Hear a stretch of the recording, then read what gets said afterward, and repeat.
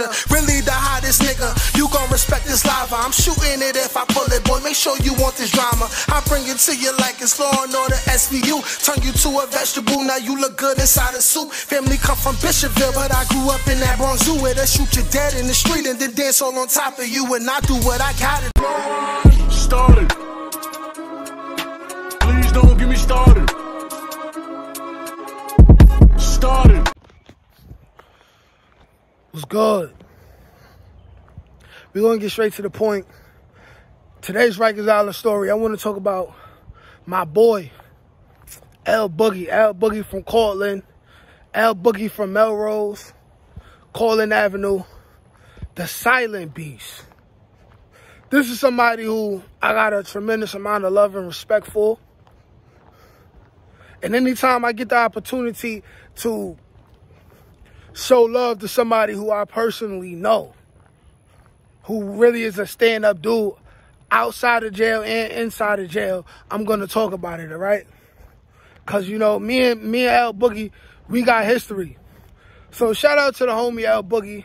Also, L Boogie, if you ever see this, I know you don't like to, or anybody who you know, like family of L Boogie, and y'all may send him this video. L, I know you don't like to, you know, be in a mix like that. You know, you're a real low-key dude. So if you ever see this video and you want me to take this down, let me know. I'll take this down. But I'm showing you love in this video. L Boogie is official. L Boogie is somebody who, by the time I got locked up in Rikers Island, he had already been locked up for 6 months to a year already, right? For a body. A body that he had allegedly caught with, you know, a couple other people from Melrose, right? Now, by the time I got to Rikers Island, it was a couple more months before I ever ran. It was about 6 months before I ran into L Boogie. But L Boogie already was like a seasoned veteran. Like, nothing fazed him. He never got excited about nothing. He was always calm. Always calm, cool, and collected. And for the most part to himself, he's somebody who, he spoke lightly. Like, he had an old, like, there wasn't no aggressiveness in the way that he spoke most of the time. But there was always a seriousness, and you could tell he was serious when he was serious about something. And I didn't see L Boogie until we got to Martha Lower. And by the time it was Martha Lower was a Courtlandt crib, you feel me? Because within like a couple weeks, it ended up being, like I said, me, T-Roy, Bow Wow, who was his co-defendant, Drewski, who was his co-defendant, you know, and it was just a lot of us. And we was lit, you know what I'm saying? Just eating together, real big meals, like, you know, 20 soups, mad corn, mad chicken, mad toppings, you feel me? Just eating good. And, you know, Courtlandt dudes is a bunch of, you know, loud, arrogant guys. So we have a whole bunch of loud, arrogant guys talking loud, you know, bossing people around, slap boxing, right? Slap boxing, just making a whole lot of noise. L Boogie would be a dude that's just quiet for the most part, chilling. I mean, like, not too caught up in the mix, but just like, mind you, he was a real skinny dude before he went to jail, and he gained wild weight. You feel me? So, but the thing is that there was nothing negative. L Boogie had no smut on his name at all. Like, you know what I'm saying? Like it was thoroughly known. Anybody who knew L Boogie, that L Boogie had hands. But at the same time, he didn't care about the riffraff. He didn't care about trying to look tough, trying to be tough, trying to assert himself. In a lot of ways, he was more secure than the rest of us, you know? Where it seemed like the rest of us was trying to prove ourselves to each other and to the whole building, he was just like, yo, I don't care. Anybody play with me, they gonna get beat up though. They gonna get beat up. He like, I don't care. He like, listen, I'm doing my time. I'm trying to beat this body. I'm chilling. Ain't nobody gonna touch me. Ain't nobody gonna talk to me foul. And ain't nobody gonna mess with my peoples. You know what I mean? Especially his best friend, who was Bow Wow, aka Hakeem. And it was always known that El Boogie was official, had official hands. And if he love you, he'll do anything for you. He'll give you the shirt off his back, right? I remember being broke because we was in like 2-3 cribs together. I remember being in the cell house now, and I was broke. I ain't have no commissary and all that. And El Boogie had a big meal to the face. He called me over. He like, yo, Juju, you hungry?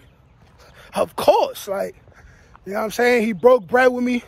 Same thing that I would have done for him, you know what I mean? Like, it was always love. It was always love. And the crazy thing about it is that I got to know El Boogie as a man, as a human being, once we got into Rikers Island. Because when we were young and we were kids, all throughout the hood, there was always like little cliques, you know what I'm saying? Like, little cliques. Depending on what area of the hood you was in, those was your main people. And we all used to like get into it with each other from time to time. You dig? So I remember back in the day, I even realized how loyal El Boogie was even back in the day when, you know, his best friend, right, who ended up being his co-defendant, Hakeem, aka Bow Wow, right? Bow Wow and Melly Mel, right? Melly Mel Baller, who a lot of y'all know. Free my boy out the feds. Back in the day, we was like 13, 14. Melly Mel and Hakeem, who are in a lot of ways, they're very, very, very similar, right? Type of people, right? They got into it. They got into it over this girl from Concourse Village. Her name was like Darnasia, something like that. This little cute light-skinned joint, right? It was Hakeem girl first, right? It was Bow Wow girl first. Melly was, you know what I'm saying, pushing up on her. Melly was pushing up on her, and she was giving Melly rhythm, right? Bow Wow ends up finding out. They end up getting into a confrontation. Bow Wow and El Boogie and maybe like 2 more people, they end up coming to the hood. Bow Wow like, yo, fight me, yo, you trying to take my girl, this, that, and the third. So they start squabbling. They start squabbling and all that. Now, y'all know what it is in the hood. Our mans don't get no one-ons, right? Don't get no one-ons, but honestly, I remember we all standing in the back of the building. Melly Mel and Bow Wow, they fighting and all of that. And I got my fist ball like I'm about to jump in. But while I'm about to jump in, El Boogie, right? Mind you, even at that time back in the day, everybody knew El Boogie had hands, right? El Boogie grew up with a bunch of brothers. That's all they did was fight, you feel me? I'm looking like I'm about to jump in. My hands is ball. I'm like, yo, we gonna jump Bow Wow.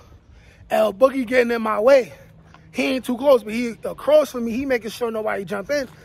He talking to me, but he's mad calm though. But it's like sinister. El Boogie like, yo, don't do it, bro. Don't do it. I don't think you want to do that. He like, I don't think you want to do that, man. Let them fight, yo. Let them fight. Telling you, you're going to make me jump in. I don't want to do this. And mind you, I'm 13, 14 at the time. I know for a fact, my hands was not together like that at the time. At this current point in time, we was just starting to go outside, play the knockout game. My sideline game was crazy, but my hand-to-hand combat, one-on-one fighting skills was not up there like that. Was not up there like that, you feel me? And I ain't gonna lie, I was a little shooky-booky, right? I was a little bit shookem, Danny. I fell back, And then a couple seconds later, Melly Mel and Hakeem stopped the fight because it really wasn't going nowhere. They was evenly matched. They stopped the fight. They squashed it, right? And that was the situation. But I ended up seeing how loyal El Boogie was at that current point in time. And like I said, you know, we ended up getting cool when we was in Martha Low and I really got to know him. And like I said, he was just a stand-up dude. One of the dudes who really had hands, was not worried about nobody, but also was not trying to be gangster. I even remember a bunch of us play fighting, and the rare time he decided to play fight with us, there was this Spanish kid. We was in the gym or whatever, and everybody was taking turns, slap boxing and stuff like that. There was this Spanish kid who challenged El Boogie. El Boogie was like, "Are you sure? Are you sure?" And then they start sparring and all of that. And El Boogie hands was just wild, like fast and all that. I was like, yo, he still got it. El Boogie was always confident that he was going to go home and beat his charge, right? So a little while after I cop out and I go up north, El Boogie goes to trial for the body, beats the body, comes home with a clean record. With a clean record, came home, never got in trouble again. You know, he's a father now. He got like 2 daughters. He might have had more kids after that, but he got like 2 daughters. Moved in with his lady, you know, like he's a family man. And like I said, you know, that just demonstrates to you the type of person he was. Like El Boogie, even at the time when we was out in the street as kids, El Boogie was not necessarily a troublemaker. He was never the bully type, but he was always just a stand-up dude. Right? But anyways, El Boogie, I love you, bro. I just want to show you some love, man. My man El Boogie, man, he really had one of the best sets of hands in Rikers Island at the time in our age group, man. And in the hood back in the day. If you know, you know. Peace.